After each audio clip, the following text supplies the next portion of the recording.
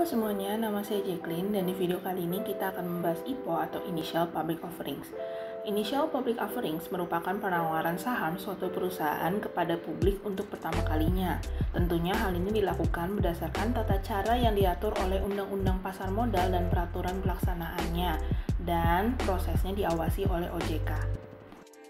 Ada beberapa alasan mengapa perusahaan memilih untuk go public. Yang pertama adalah untuk fund growth plan, yang kedua adalah currency for merger and acquisition, yang ketiga adalah recapitalization atau untuk membayar hutang, selanjutnya adalah liquidity untuk mudah diperjualbelikan tanpa mengurangi nilai perusahaan, selanjutnya adalah employee compensation untuk meminimalisir agency problem dengan menjadikan employee sebagai pemilik atau bagian dari perusahaan. Yang terakhir adalah enhance image agar citra perusahaan menjadi lebih baik. 3 tahapan IPO, yang pertama adalah sebelum IPO terjadi, yaitu di mana menentukan tujuan, due diligence, corporate plan, restrukturisasi, persiapan data keuangan, seleksi profesi, penyusunan jadwal, dan familiarisasi peraturan pasar modal terjadi. Lalu selama IPO ada RUPS, penyusunan pernyataan pendaftaran, penyerahan, dan juga pemasaran, public exposure, serta pernyataan pendaftaran dinyatakan efektif.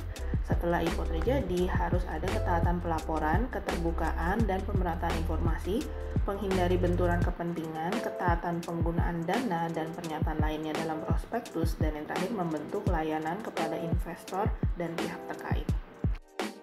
Evaluasi yang dilakukan untuk calon perusahaan yang akan IPO yaitu dari sisi company-nya dilihat prospek keseluruhan, track record, dan juga sponsorship atau pemegang saham terbesarnya.